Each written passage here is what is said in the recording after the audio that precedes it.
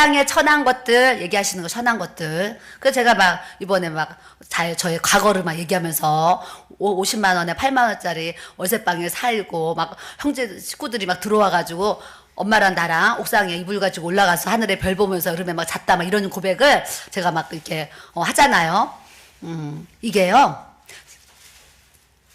제가 하나님 앞에 이렇게 은혜와 축복과 능력과 이렇게 은총을 받지 않았으면 내가 과거에 가난해서 못 먹고 못 입고 그게 무슨 그렇게 자랑거리는 아니잖아요. 근데 과거에 나는 정말 그렇게 가난했지만 그러나 하나님께서 나에게 복의 복을 주셔서 내가 이렇게 하나님 앞에 은혜와 축복과 능력 있는 삶을 사는 것을 말할 수 있으니까 이것이 여러분들에게 더 은혜가 되는 거죠.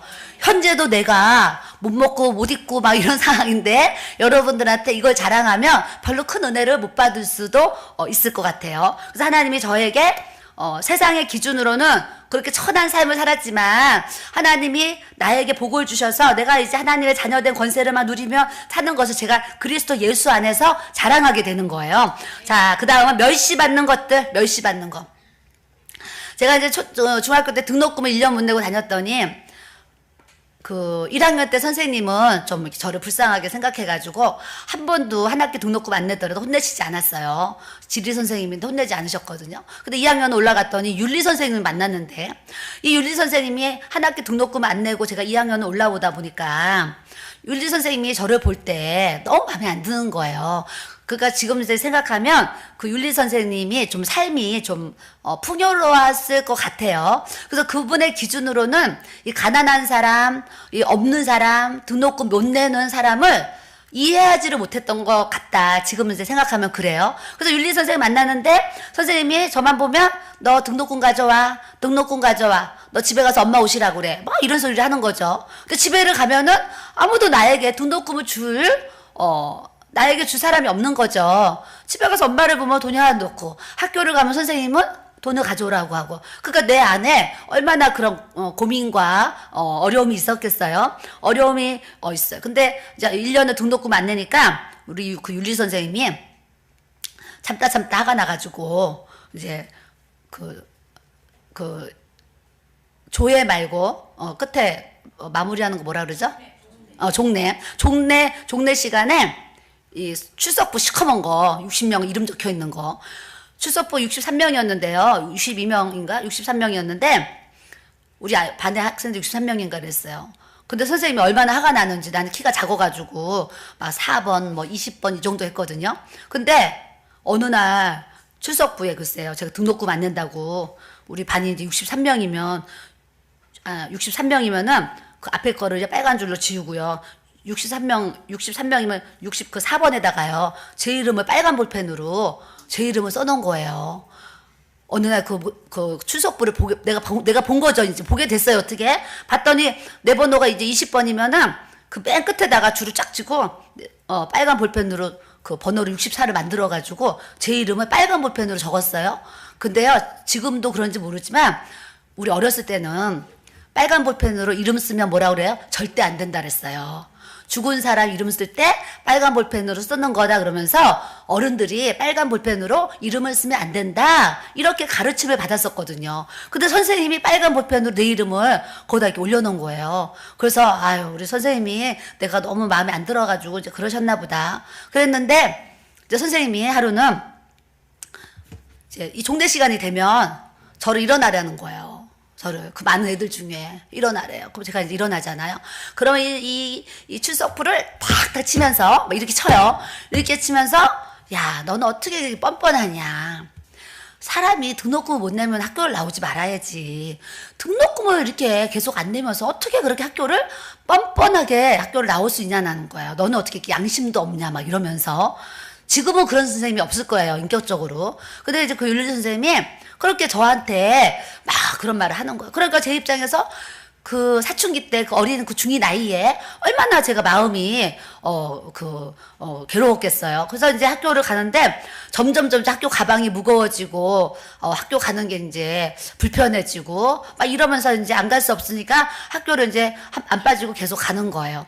그래서 세월이 지나서 보니까 이런 거예요. 제가 그냥 공부를 못 해가지고 막 60등을 하고 막 30등을 하고 막 이러면서 제가 선생님은 속을 새기고 학교에서 무슨 문제를 일으키면서 등록금 안 냈으면 문제하니까 그냥 학교 내보내고 싶어서 그러시나 보다 했을 텐데 그것도 하나님이 좀 그때 당시 공부할 수 있는 요 머리는 주셔가지고 그래도 내가 그 64명 중에 반에서 4등을 했다니까요.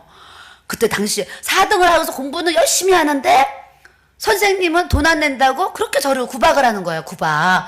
그런데 이제 마지막 학기말고사를 보는데 선생님이 내일 모레가 학기말이에요. 저는 열심히 시험 공부했는데 선생님이 그냥 어느 날 또 일어나려더니 교탁을 탁탁 치면서 내일부터 학교 나오지 말라는 거예요.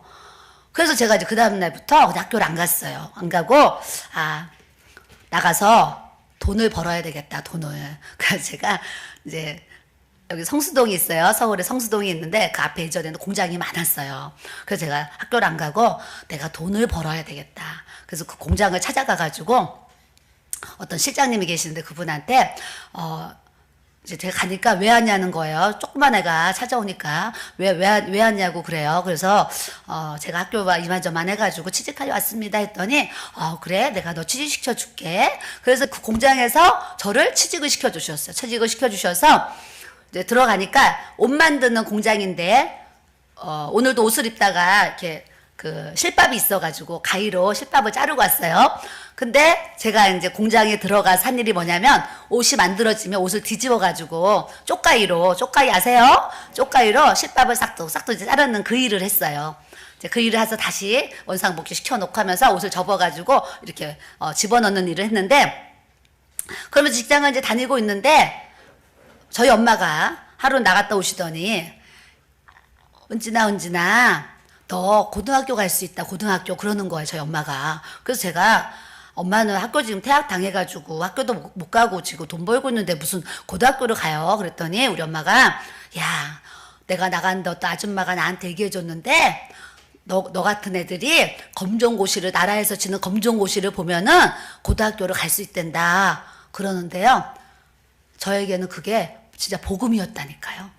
우리 목사님이 요리 못한다고 할 때 내가 취미가 요리야 그러니까 내가 복음이래. 기쁜 소식 복음이에요. 근데 고등학교를 못 가는 상황에서 검정고시를 합격하면 고등학교를 갈 수 있다니까 저에게 그게 복음이에요. 얼마나 기쁜 소식인지 몰라요. 그래서 제가 엄마 그래요? 그래서 제가 중고 새 책 못 사잖아요. 중고 서점에 가가지고 뭐 했냐면 완전 정보, 우리 때는 알아. 완전 정보 자습서가 있었어요.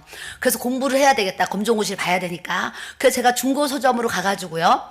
공장에서 돈을 벌었잖아요. 그 돈이 있으니까 중고 서점에 가가지고 완전 정복을 1학년 때부터 3학년까지 완전 정복을 다 산 거예요. 중고로 한 권에 가격도 아니죠. 한 권에 500원씩 샀어요. 한 권에 500원씩 그 중고 서점에서 완전 정복을 사가지고 공부를 한 거예요. 공부를 해가지고 친구들이 중3 때 나도 중3 때 시험을 봐야 되는데 이제 4월달 시험을 제가 놓쳤어요. 신청을 못 해가지고 그래서 8월달에 이제 신청을 해가지고 제가 검정고시를 보게 됐는데 검정고시를 내일 보면 하루 전날 뭐 하겠어요? 기도하게 됐죠.